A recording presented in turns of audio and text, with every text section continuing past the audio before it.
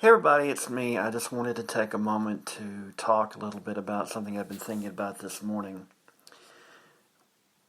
We all know that a lot of the reason the coronavirus response has been pretty bad here is because of Trump, but it's not just him. I mean, it's easy just to throw him under the bus, and to a degree, he definitely deserves it, but there's a lot more to this. And it goes way beyond the virus, way beyond Trump.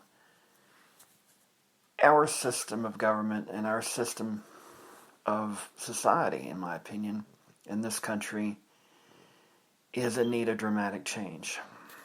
And it won't be easy. First off, our system of government basically allows for people to sit in office for decades, not just years, decades.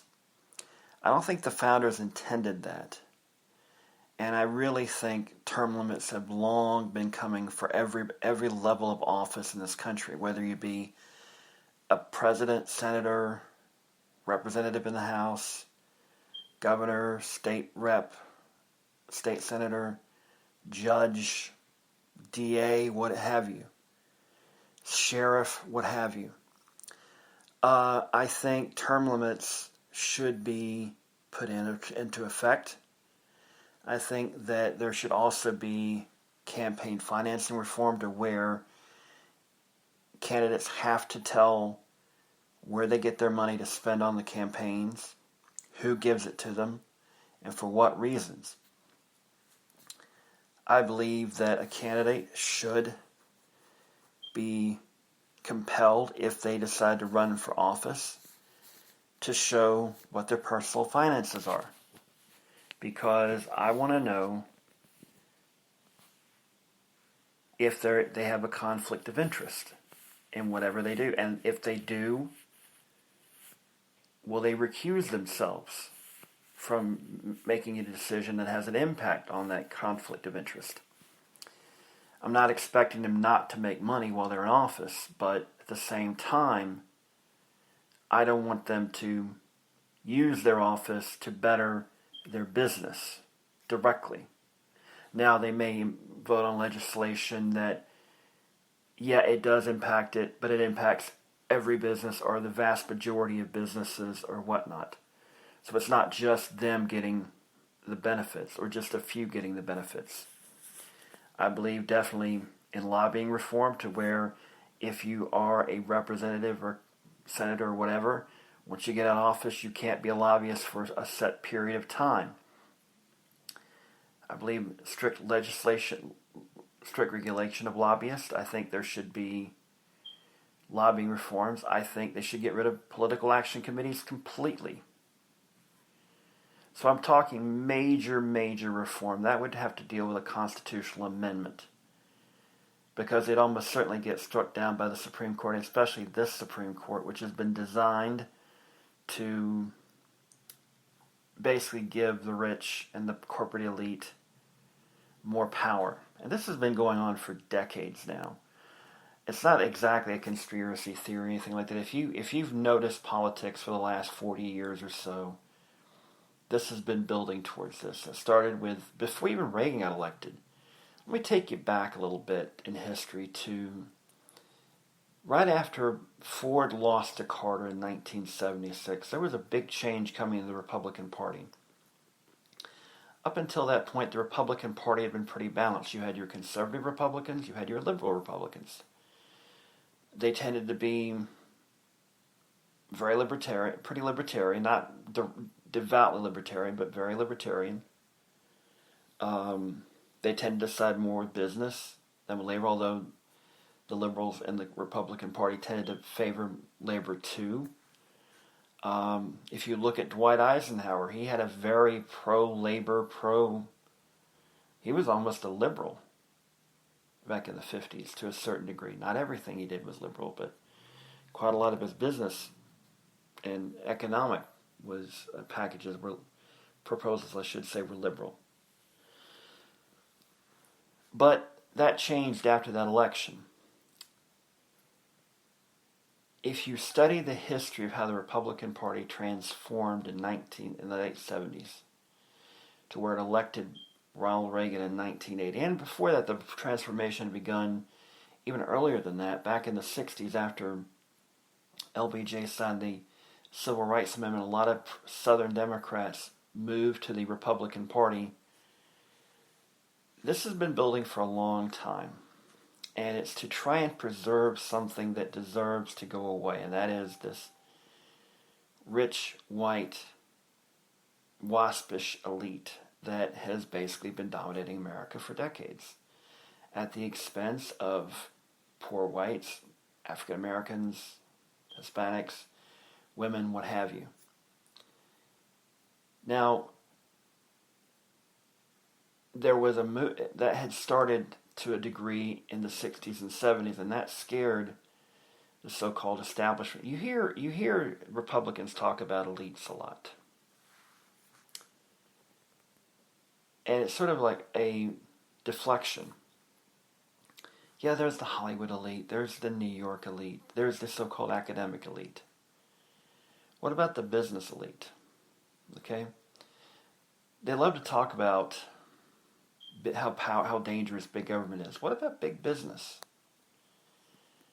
Now, I'm not fond of big government intruding in my life either, but at the same time, with government, you can vote on government. You can vote people out of government. Can't really do that in big business unless you've got a lot of stock. And that's the problem, is that these big corporations are being run by people who have lots of stock in that corporation. Corporations are not run for the benefit anymore of the employees or the customers, it's for shareholders. That's been the big change over the last few decades. And to a degree it was probably even before that, but the truth is that nowadays our system of capitalism, it's not even true traditional capitalism anymore. I don't even call it capitalism. I call it corporatism, which is basically that corporations are supposed to dominate everything. And if a small business comes along to threaten them, they either do what they can to run them out of business or basically buy them. Or basically make it hard enough to compete to where they're forced to sell to that corporation. There's a lot of talk, the electric car is not exactly a new thing. Okay? There have been versions of it before. There have been other alternative fuel cars before, and there have been the car makers and energy companies have tried to squash this because they're looking out for their interests. This is not a conspiracy theory. It's basically economics. They see a threat to their livelihood. They want to quash it. They know it's coming. They're not ready yet, so they're quashing it. No surprise there. It's going to come eventually. They can't change it. It's like the horse and buggy people back in the day, trying to stop automobiles. They did make laws against automobiles 100 some odd years ago, if you ever noticed that. But here's another thing.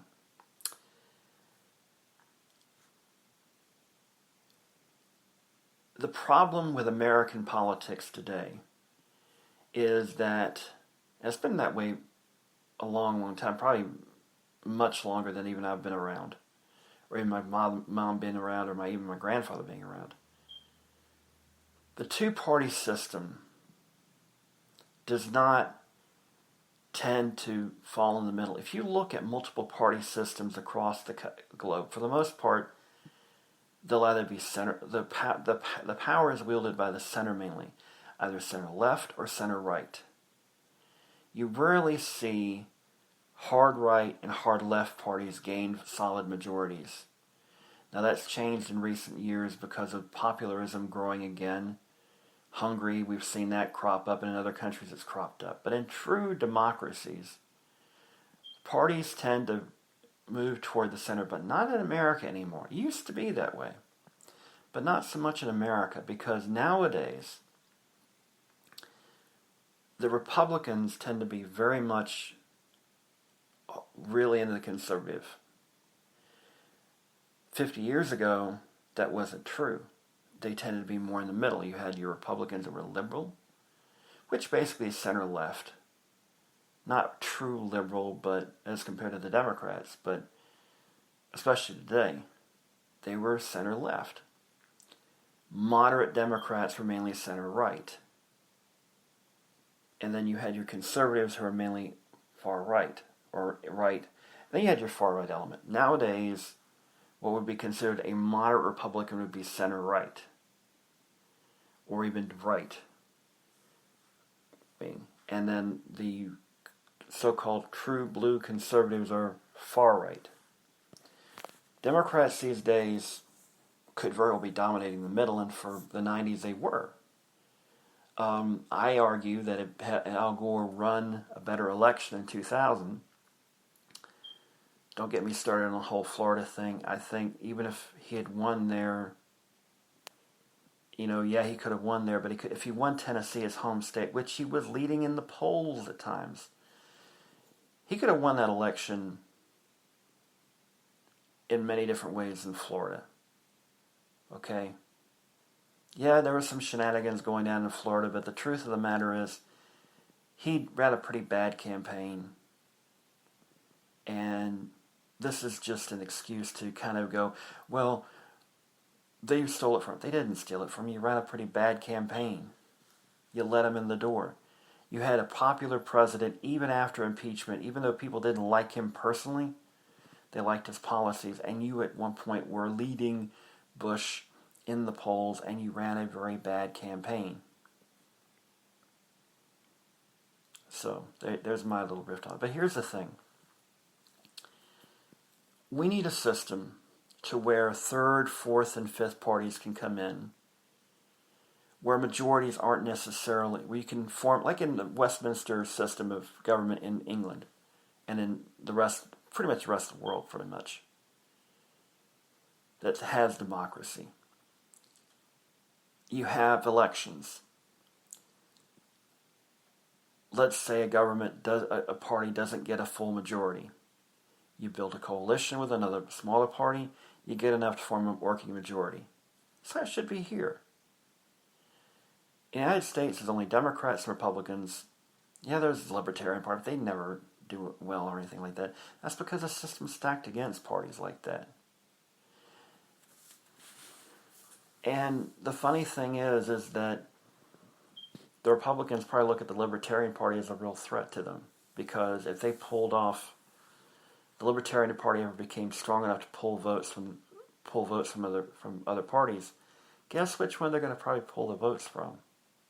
The Republicans, more than likely. So both parties, if you ever talk about we need election reform, political reform with us, and to where it gets to the point where you're wanting more parties to be involved and actively be able to participate, look how quickly the Democrats and Republicans will lock step together and say, no, we have to value the two-party tradition in America. That's not what the founders intended, for the most part. Most of the founders did not want party politics because it had been in England. So, yeah. We need a system that promotes stability, moderatism, letting it shift to left and right depending on the way the wind blows politically amongst the electorate, but generally staying mainly around the center, which in most countries is. Canada tends to be like that. The so-called liberals in Canada are mainly center-left. The NDP tends to be more the far-left people. Conservatives tend to be kind of along the mainly center-right, but they tend to have a rather long, far wider spectrum politically in the right wing. But conservatives in Canada tend to be rather center-left, or even to some degree center politics. So, yeah. And the funny thing is, in Australia, the Liberal Party is actually conservative, or moderate conservative. They actually have two. The ruling coalition right now is Liberal and National Party. The National Party is conservative, the Liberal Party is the moderate. Confused yet? The Labour Party is the liberal, the left-wing party. And they tend to be more center left than anything else like that. But how do we fix American society? First of all, we have to get away from supply side trickle-down economics. That has failed. It's put way too much power, way too much wealth in the top 1%. But I'm not talking about just dragging it from them, eating the rich and all this stuff. Go back to Dwight Eisenhower and his system. You know what the tax rate under Dwight Eisenhower was? 91% top tax rate. You're thinking, oh my God, he's taking all the money. No. Do a study of it and you'll understand why it worked. It made big corporations and the rich reinvest their money on workers, on new equipment and such, and putting the money to work to where it lowered their income to where it got them in a lower tax bracket. It made sense. The tax laws were changed over the last 40 years to benefit the rich to where they didn't have to spend that money, so they've got it in tax havens and overseas and all this. It's very simple. Make them bring it back here, make them spend it here to where they get below those tax brackets, and the money is put to work here to invest in new technologies, create new jobs and all that. You don't need a tax cut. You need tax reform to where the rich pay their fair share, because not to the government necessarily, but to put it back to work in America by investing in American equipment and such, in American jobs. Because it's my firm belief that the problem isn't in foreign competition, it's the fact we're not innovating and investing in training workers to deal with the new realities of automation and all this. And the rich are simply going, well, we just want to keep our money. No. You got to spend money to make money. That's an old axiom. And a lot of these rich folks don't realize that if they took the money back here and had to pay higher taxes, they would be able to make more money, not just from the investments, but from the fact their workers are producing more. But they're still producing more, really.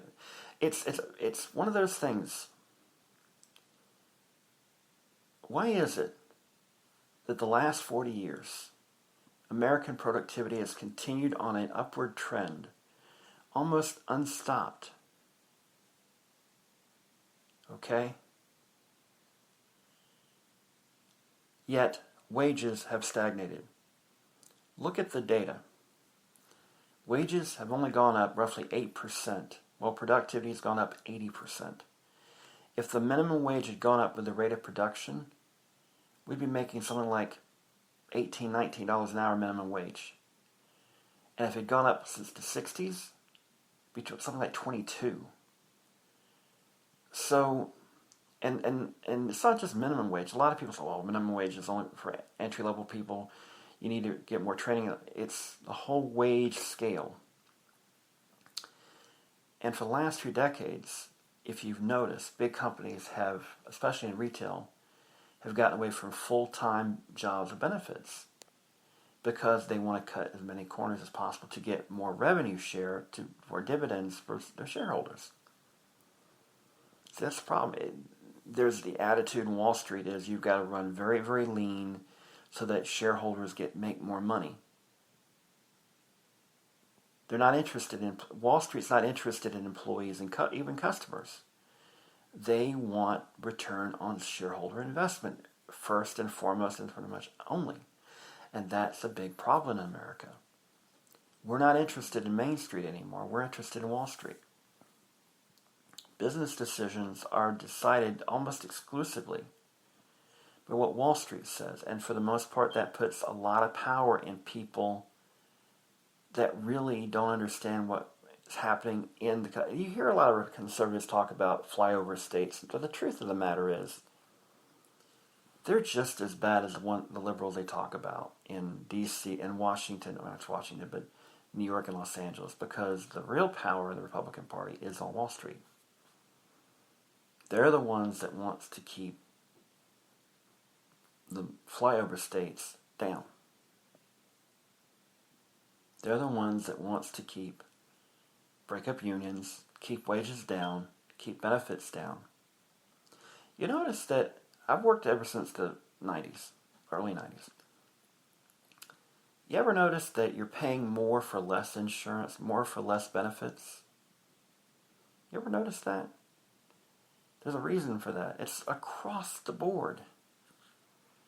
Everybody I've talked to that works in different industries and all that, it's the same thing. You ever notice that?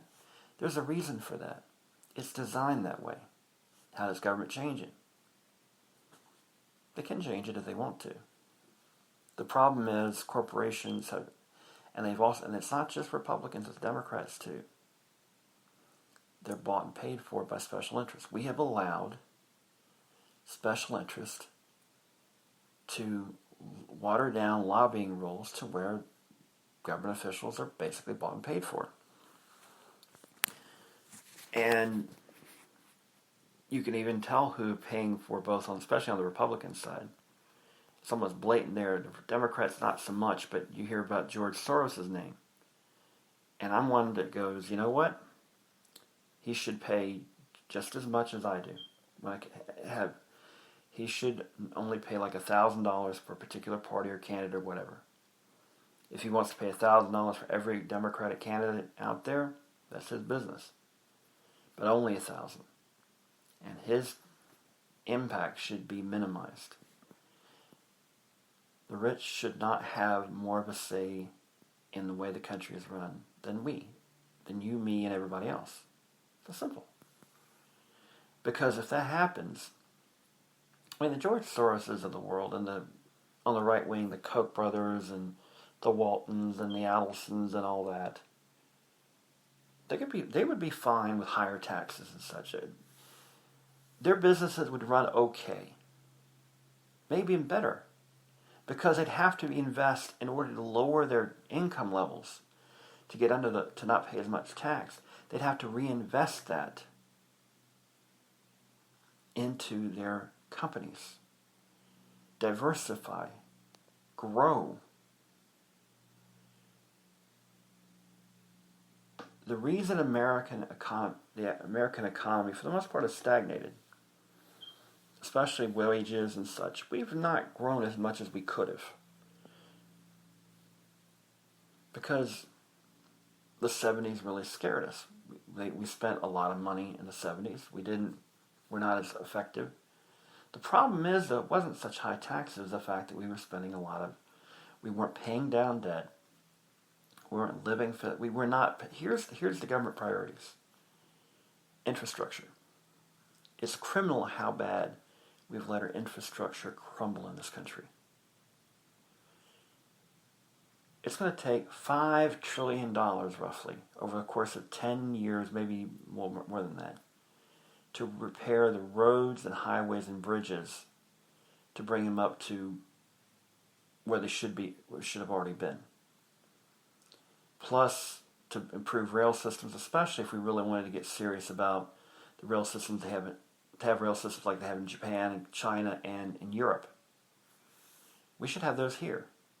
The reason we don't is because it costs a lot of money, and the railroad companies are not wanting to spend that kind of money.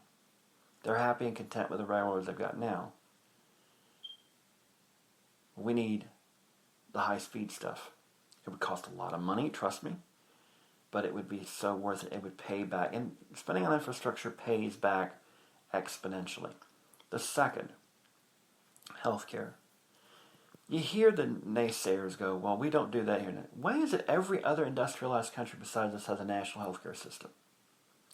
Do you know what would happen if we had a national healthcare system here that was run properly?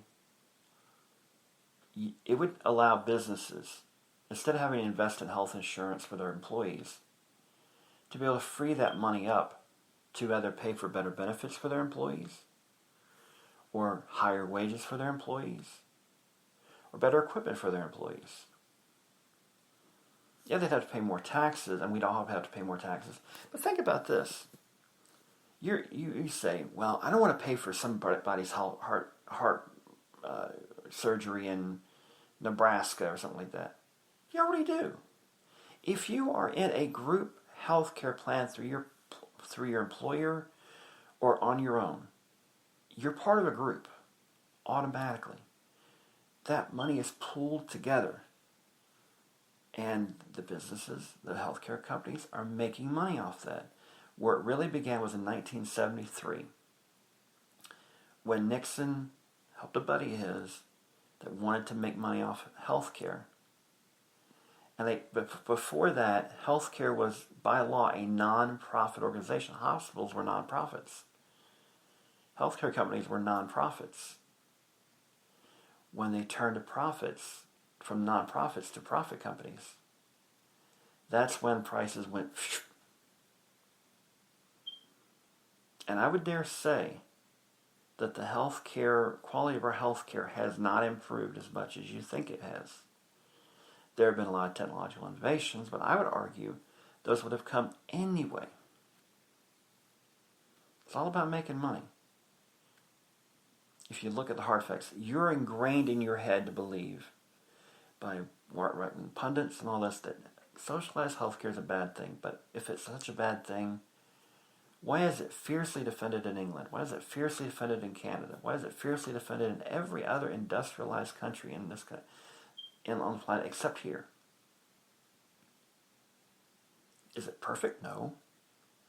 Could it use work in England? There's problems in England and Canada and all that. But just because they've got problems doesn't mean it's a bad thing. It doesn't mean the problems need to be fixed. It's simple. I'm not saying it's perfect. Don't get me wrong. But it's better than what we got right now. When if you get coronavirus and you don't have insurance, you're looking at $70,000. I've seen one report. Maybe not that much, but it would be 5 figures easily. Why should you go bankrupt for having cancer or heart disease or anything health related? Medicare for all. That's not. I think there should be elected plans. You could be private healthcare coverage add-ons, whatever. I think they have it in Canada. I know they have it in Australia. They may even have it in England. It's something we should have here. Thirdly, education. For decades, the Republicans have been pushing for private school to get rid of public schools. They want it. It's not about improving education. It's about making money. Here's the thing. Back in the olden days, when the Republicans will talk about, and even Democrats to a certain degree, will talk about how great the schools were back in the 50s and 40s and 60s and whatnot. They were well funded. Some better than others. The problem is that for decades there's been this movement. It's not a conspiracy theory, it's actually out there to make money off of education. That's why you've seen charter schools, which initially were a good idea. They were actually nonprofits. But the I guess you could say opportunists or whatever you want to call them, entrepreneurs want to get their money, make money off education. They want to, and here's the problem. Yeah, it sounds good in theory, but in practice, it hasn't been. We've got a really good one here in the county. It's one of the older ones in the country, I think, by the way. But the newer ones tend to be run by companies, and their main interest is making money. They're not so much interested in the curriculum. They're not so much interested. You don't even need a teaching degree in some cases to teach at these schools. Some of these charter schools. I'm fine with private schools and religious schools and all that, but they don't get government money. They shouldn't. They're private institutions. Even the religious ones are private institutions. Catholic schools have been doing very well without public funds. They've always wanted public funds. They couldn't get them. And to me, it's in the best interest of the public to have a well-funded educational system to where you have less need for law enforcement and prisons and whatnot. You still need them, but you won't have as much of a need. You have better workforce, better, it's, to me, the erosion of funding for public education has been the reason why we've run off good teachers. We're not willing to pay good teachers what they deserve. And so they leave for other fields. And so we have teachers that aren't as good as the ones that left, either never went into to begin with, or left because they didn't want the harassment.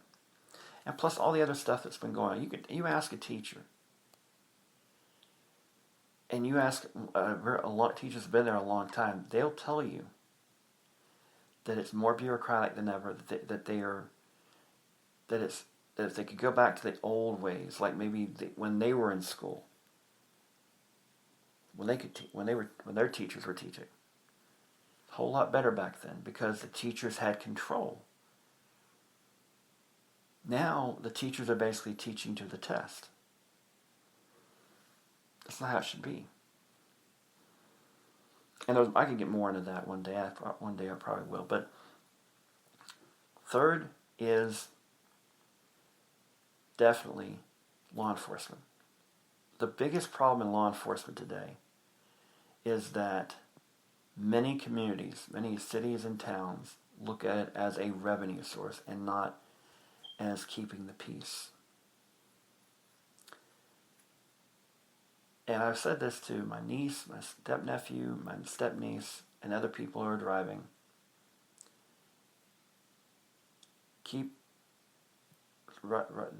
Follow the speed limit, follow the rules strictly, because you could get stopped. They're not going to give you warnings anymore. If they give you a warning, I'll be shocked. Used to be they would.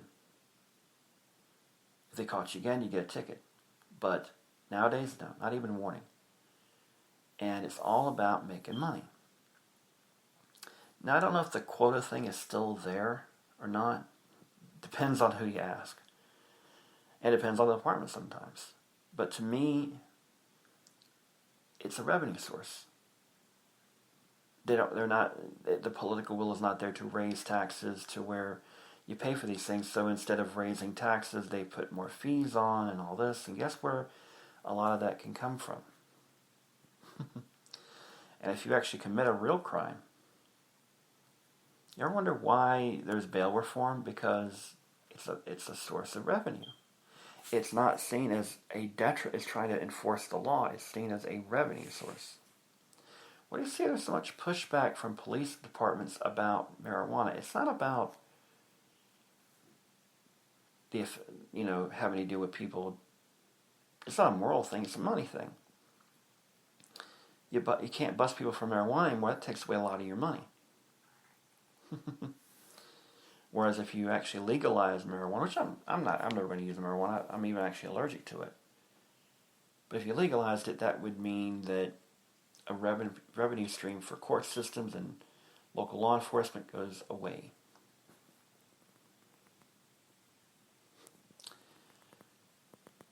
And there's others.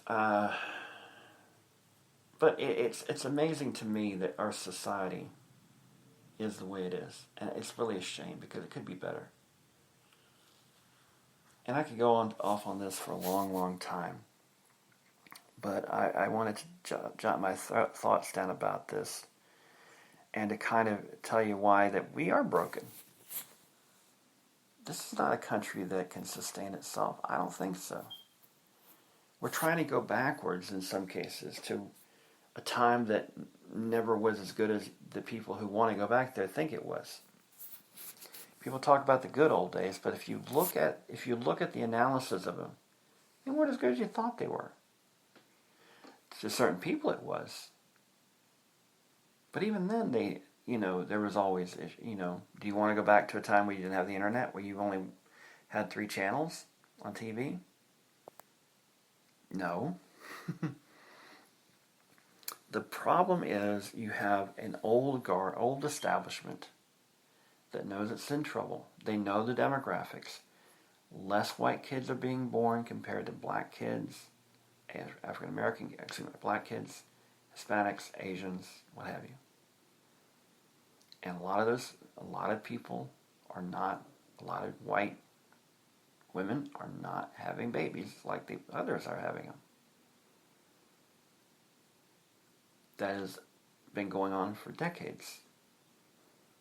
You look at the numbers don't lie. The demographics of this country say within, I'd say, a decade or two, maybe sooner, whites will not be the majority in this country. They'll still be the most people in this country, but they won't be over 50%. And that scares a lot of people because they think that they'll have to change the way of life, when in fact they should have already done that. And the funny thing is, it's my opinion, that the poor whites who believe that they've got to protect white supremacy, no, it's not. You're just as good as a black person. It's power. It's protecting the rich white establishment that has traditionally preyed upon not just the blacks, not just the Hispanics, not just women, but the poor white males. It's the biggest game it's the oldest game in the book. Pitting people against one another. Pitting the poor whites against the poor blacks and the other poor minorities. That's how it's been. Even before there was an America, that's how it was. Pit one group against another that they're equally poor.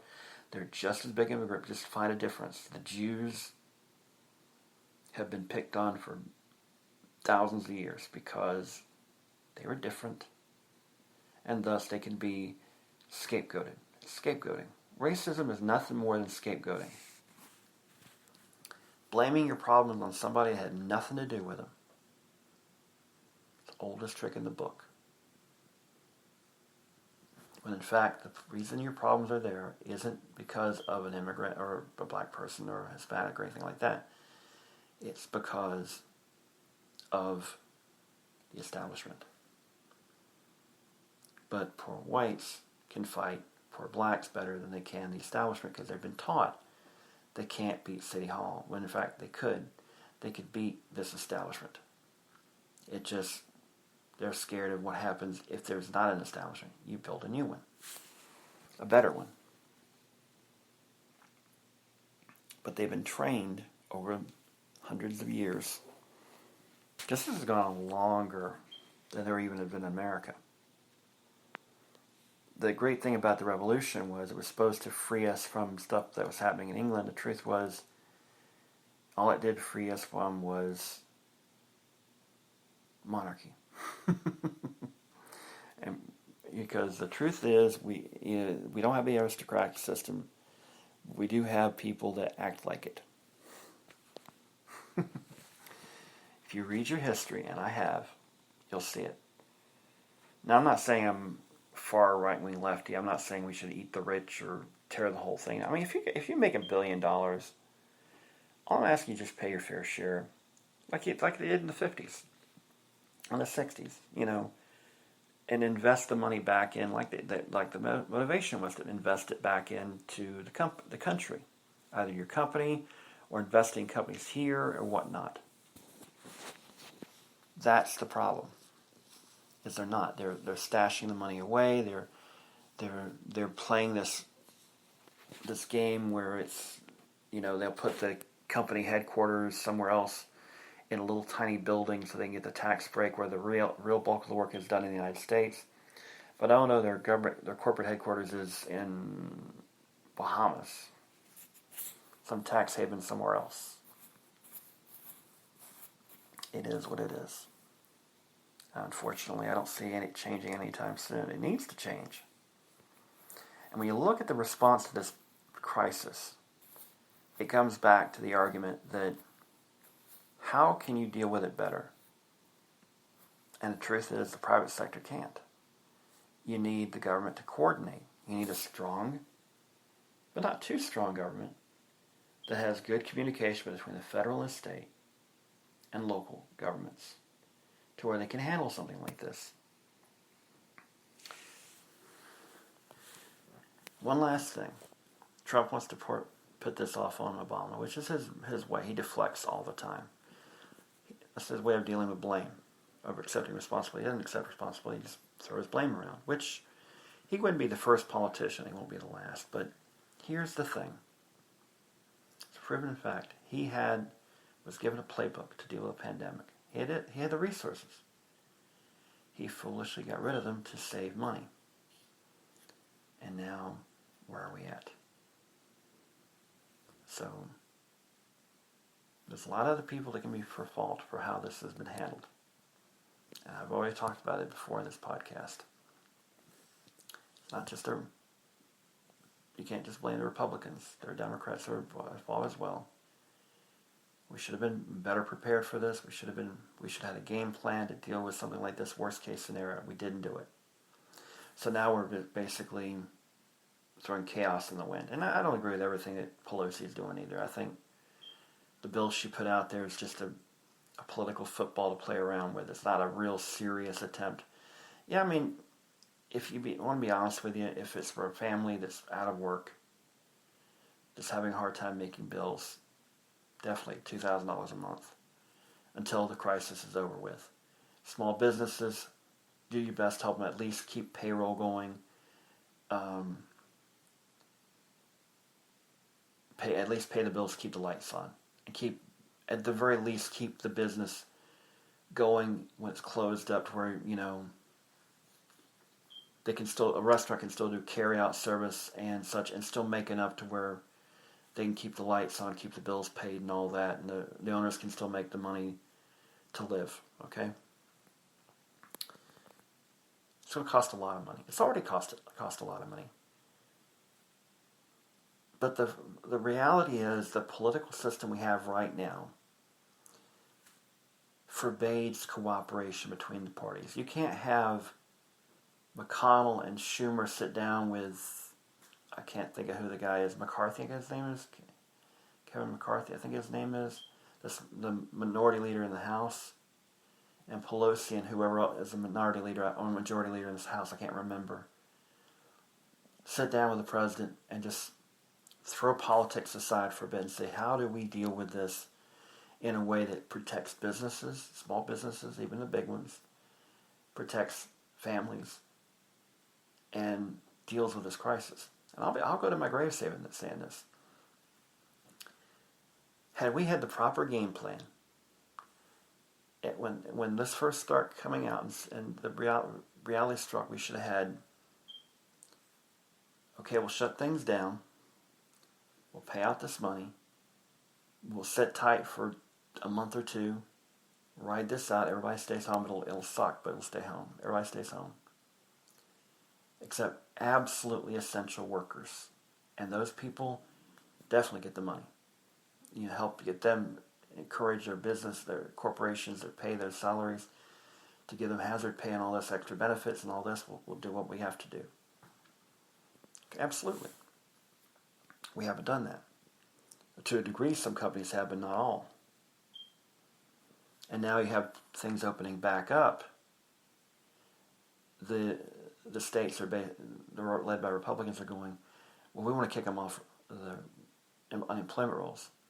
If they're real smart, they would go, okay, we'll open back up, but if you don't feel safe, you can stay on unemployment, and the company can bring it. It should be a situation where there should be cooperation at all levels. It may not be perfect. You may have some businesses chafing at it. You may have some government people chafing at it. You may have some health people chafing at it. But it should be coordinated to where, we're taking the science into account. We're taking what the healthcare people are saying. And we're gradually opening things back up in a manner that if we step too far, we can step back a little bit. Gradually move things back open. Let's be truthful here for a second. if any other president were in charge right now, their response would not be deadlock perfect. You'd have issues, whether if it was Obama or either Bush or Clinton or Reagan or whatnot. It would not be perfect. It never is. And every time there's a hurricane, there's always issues with who gets the funding and how fast it gets there, and people getting left out and all this, and people getting benefits they shouldn't get. It always happens. Look at the mess of Hurricane Katrina. You know, there was a lot of mistakes made there. We should have learned from it. We're going to learn from this.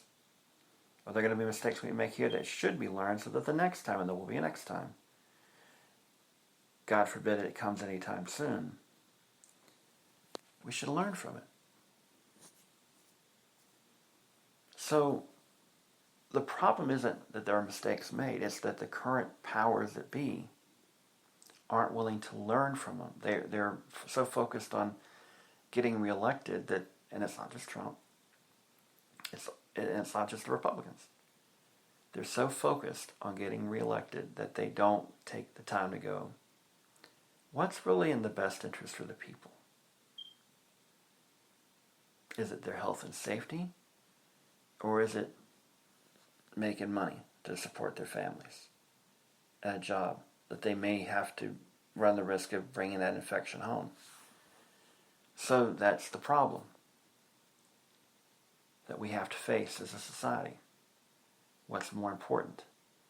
Protecting our families and our communities, or protecting businesses? We can do both. It will be hard. A lot of people may not like the way it's going, but it could be done. The problem is you have such a chaotic response. One state's doing one thing, another state's doing another.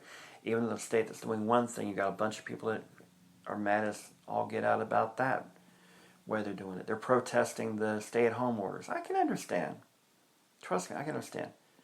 People want to go to the beach. They want to be able to live their lives again. The problem, and they talk about rights. Look, the biggest problem I have with these people is they're not understanding that, yeah, I'm all for rights and freedom and all that, but if you're exercising your rights impacts the rights of others, the freedom of others, the health and well-being of others, that's when it hits that wall to where it's not a freedom anymore for you. Okay? The biggest problem in this country, and it has been for decades now, we changed from thinking about the country as a collective, as a community, as a whole, to where it's all about us. What's in it for me? What's in it for us as a country?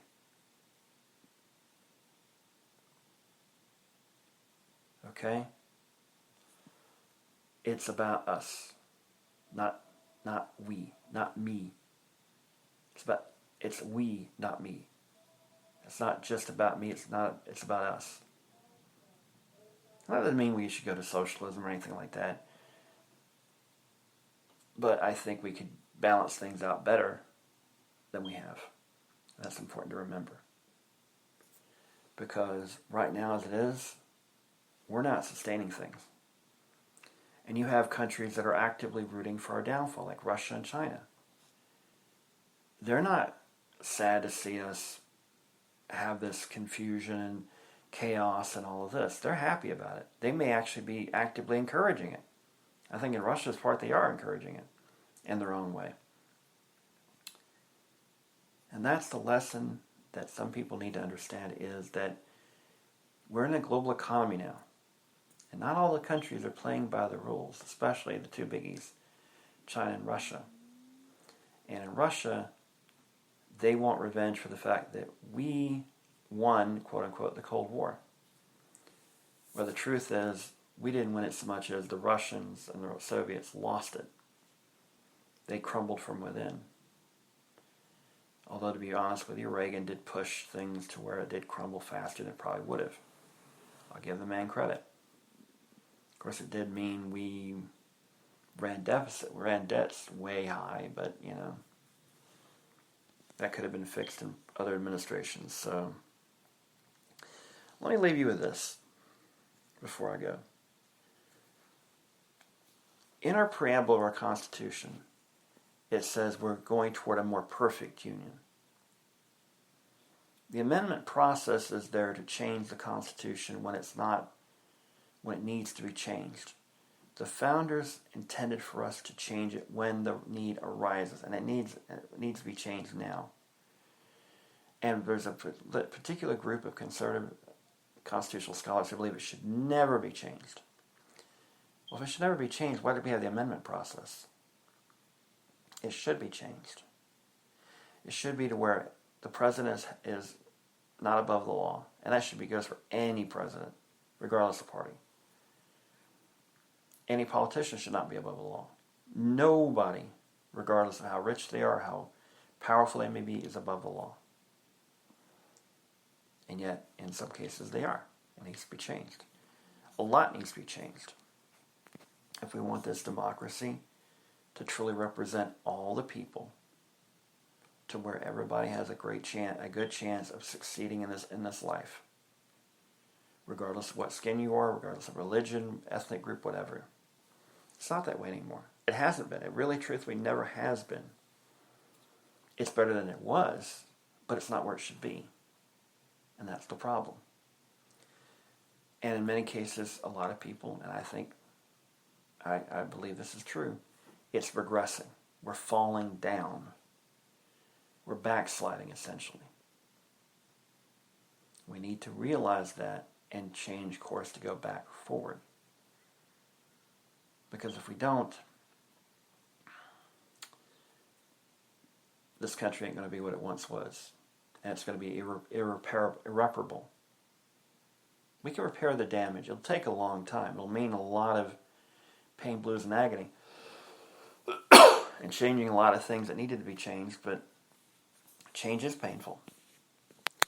But it has to happen. Because if it don't, it never will.